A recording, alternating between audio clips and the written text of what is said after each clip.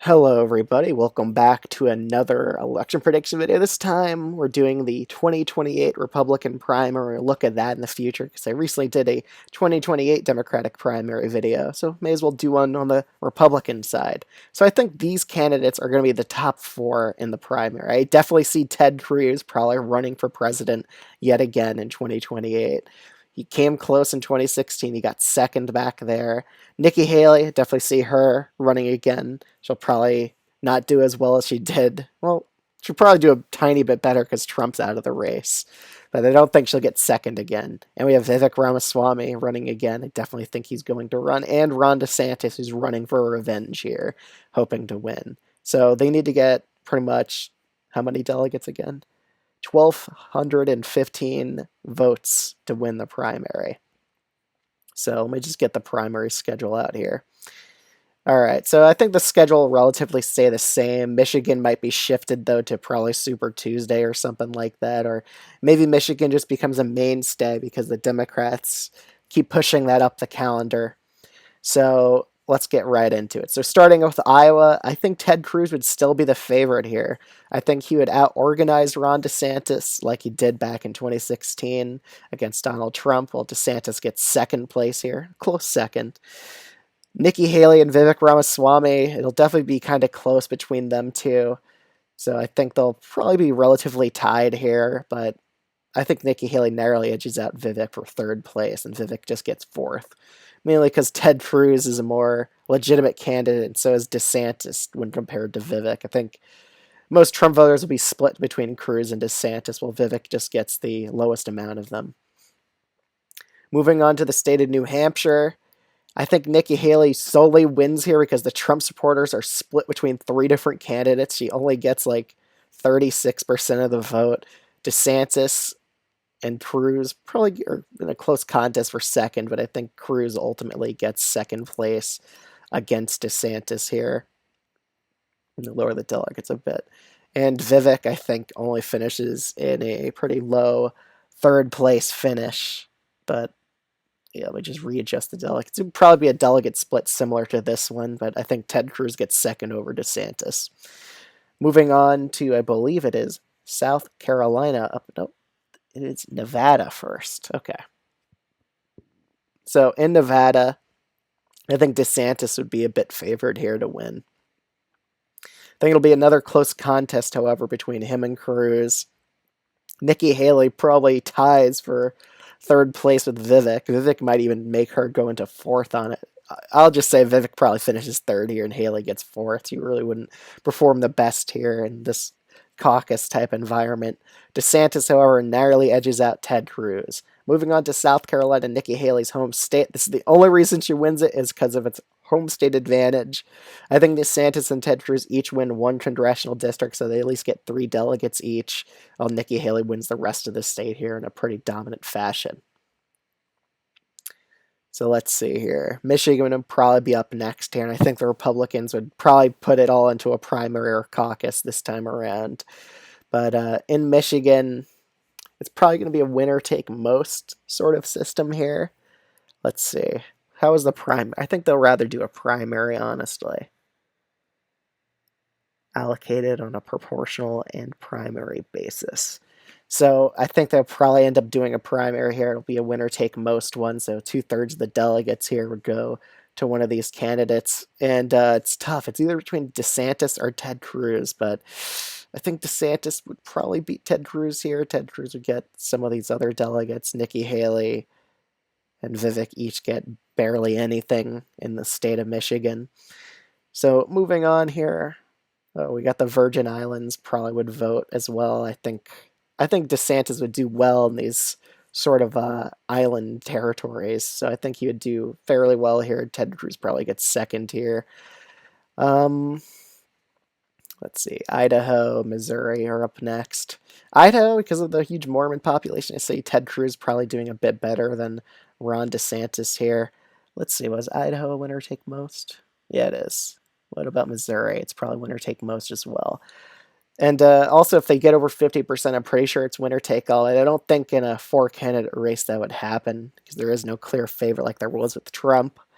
So I think everyone will get a decent amount of delegates here. In Missouri as well, I think Ted Cruz also manages the win here. Let's just check the proportional aspects here. It is winner take most though, so it would be a bit lower of a margin here for everyone else. Ted Cruz will be more on that range of like 60% or thereabout. Let me just fix that. Okay, so he would get around 60%. DeSantis would get second in Missouri, I would say. And again, I think Vivek would narrowly edge out Haley here in the state of Missouri. So I think we hit most of these out. We got DC and North Dakota coming up next. DC is winner take all, and I think Nikki Haley probably ends up winning that primary. North Dakota, on the other hand, I think Ted Cruz would get over 60% of the vote here. You do fairly well in North Dakota, like he did back in 2016. And now we're on to the Super Tuesday states. At this point, I think Vivek drops out. He doesn't really see a path forward, and he doesn't want Nikki Haley to keep winning states by a plurality here because of the three-way split among Trump voters. But we'll start off with the most pro-Nikki Haley states. Vermont, I think she'll probably end up winning the state again because of the split between DeSantis and Ted Cruz.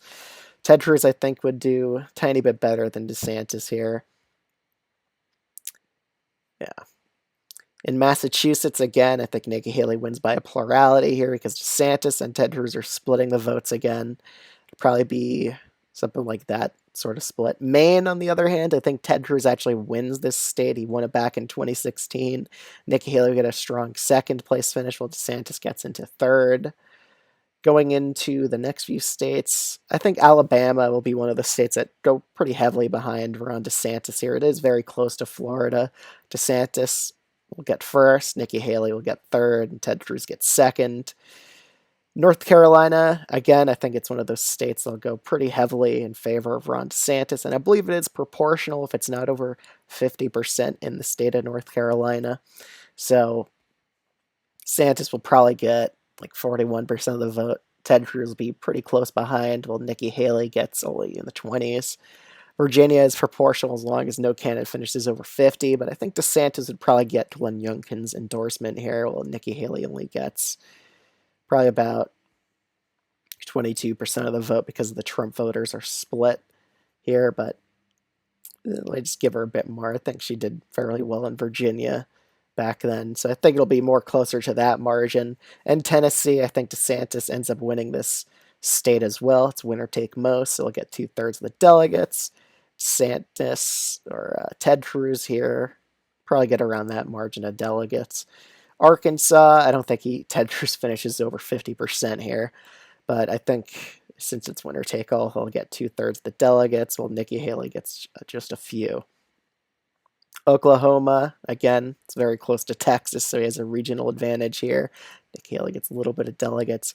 Texas, I think this goes massively in favor of Ted Cruz. He probably clears nearly 70% of the delegates.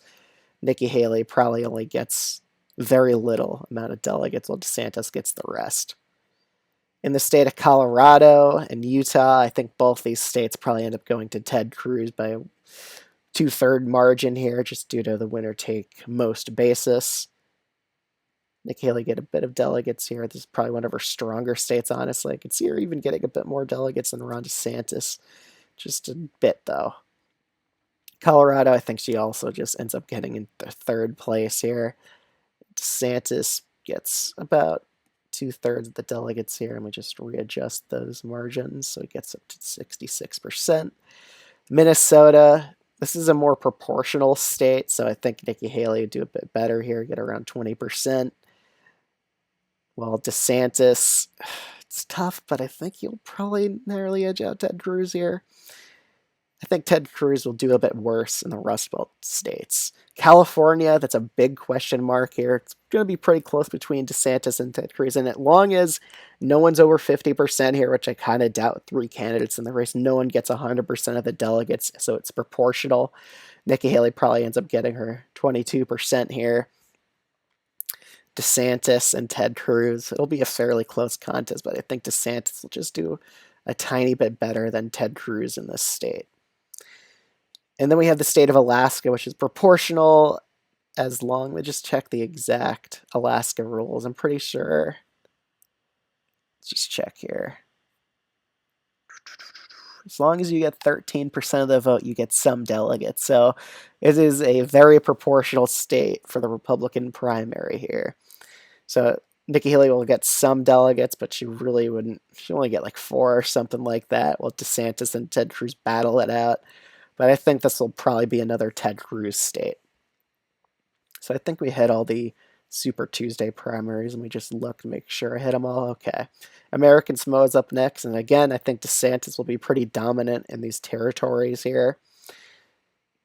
Let's see. Georgia, Hawaii, Mississippi, and Washington are up next. Georgia is a winner-take-all state. I think DeSantis will be pretty favored to win here. Same with Mississippi. I also think Nikki Haley would drop out at this point. She already got 233 delegates, and she only won like 2 states on Super Tuesday. So it really is a race between Cruz and DeSantis at this point. Nikki Haley has enough delegates to potentially force a contested convention as well. So, yeah. Let's just keep going here. Hawaii and Washington. Washington is proportional, so it'll be only a narrow Ted Cruz victory here. And Hawaii is also pretty proportional as well, but I think Ted Cruz will narrowly edge out Ron DeSantis here. DeSantis could even win Hawaii, but I think Ted Cruz will be a bit more favored there because it is a caucus state. Again, another territory up next. I think DeSantis would do pretty well on it.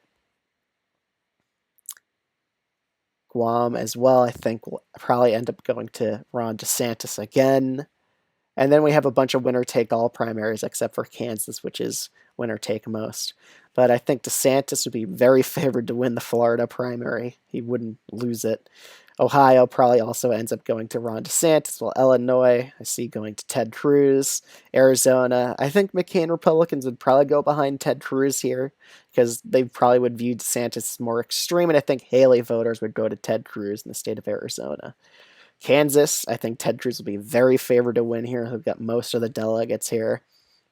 Could even win 100% of them. Let me just check the rules here. Let's check the green papers to make sure. It's pretty uncertain here. Or pledge the presidential receiving. Oh. All of the delegates. So it's literally winner take all. So it's pretty much whoever gets in like first place here. So again, it's a winner take all primary. So all these delegates will go to Ted Cruz. And look how close that delegate math is. DeSantis only has a 10 delegate lead. So we have Louisiana up next, and that's a winner-take-all primary. I think DeSantis will pretty much win here against Ted Cruz. And then we have Connecticut, New York, Rhode Island, Wisconsin, and Delaware. Wisconsin and Delaware are winner-take-all primaries. I think DeSantis ends up winning Delaware, while Ted Cruz ends up winning the state of Wisconsin, like he did back in 2016. But let's see here. Connecticut, New York, and Rhode Island, which are all pretty much winner-take-most primaries. I think in New England, just because of the Nikki Haley effect, I think they'll mostly go behind Ted Cruz here, so he'll get a win in Rhode Island and Connecticut against DeSantis, while New York ends up going to DeSantis by a 2/3 margin of delegates. And I kind of see that, how it's shaken out there. Then we have Wyoming, Puerto Rico, Pennsylvania, and Indiana.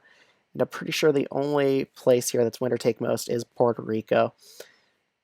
Again, I think Puerto Rico will be probably the one territory where Ted Cruz does the best here, and I think he actually ends up winning the state of Puerto Rico, or the territory of Puerto Rico. I'm getting ahead of myself here. Puerto Rico isn't a state yet. I definitely think it probably will be in the future, though. But Wyoming, on the other hand, I don't think DeSantis is going to win this. I think Ted Cruz will do fairly well in these plain states here, so I have this primary going to Ted Cruz. Indiana, I think, also will probably go to Ted Cruz. Pennsylvania, however, I think will go to DeSantis. Let's see, did I miss any? No. Maryland, Nebraska, and West Virginia are up next, and I'm pretty sure they're all winner take all. All right, that's just easy for delegates. Maryland, I think that Ted Cruz would probably end up winning here just because of Haley voters going to him. However, West Virginia I see going to DeSantis, and Nebraska, because it is a plain state, I think Ted Cruz will do fairly well there, win 100% of the delegates. Then we have Kentucky and Oregon, and I'm pretty sure they're both proportional, and I think they'll be fairly close states. It really is just coming down to the wire here. But I think Ted Cruz will probably narrowly lose the state of Kentucky to Ron DeSantis, and Ted Cruz ends up winning Oregon by a narrow margin against DeSantis. So they're going back and forth here. Ted Cruz actually has a small lead in delegates. Then we have Montana, New Jersey, New Mexico, and South Dakota. I'm pretty sure New Mexico is the only proportional state. The rest of these are winner take all. So I see New Jersey going to DeSantis by, well, it doesn't really matter. He just wins it because it's winner take all. South Dakota and Montana will definitely go to Ted Cruz in this scenario. And New Mexico, I think Ted Cruz will be narrowly favored here. He probably have a bit of a regional advantage here in the state of New Mexico. So we pretty much have a contested convention because neither candidate is at 1215 delegates. At this point, I think the Nikki Haley delegates would probably go to Ted Cruz in exchange for a VP deal. And Nikki Haley delegates could even potentially go to DeSantis if DeSantis offers the same deal. So, again, I think she's more likely to choose Ted Cruz here over Ron DeSantis because, again, she had an issue with DeSantis back in the primary. They didn't really like each other that much, so I think she'll rather choose Ted Cruz here. So Ted Cruz most likely wins the Republican nomination in 2028, which is honestly a pretty interesting scenario. I would have thought going into this video DeSantis would have won, but after going through these states, I think Ted Cruz would be the narrow favorite for the nomination if he were to run. But yeah, that's my current prediction for the 2028 Republican primary. Let me know what you think of this video in the comments down below. If you're new to this channel, I recommend subscribing if you enjoy videos like this. But other than that, thanks so much for watching, and let me know what you think of this down in the comments. I'll see you all in the next one.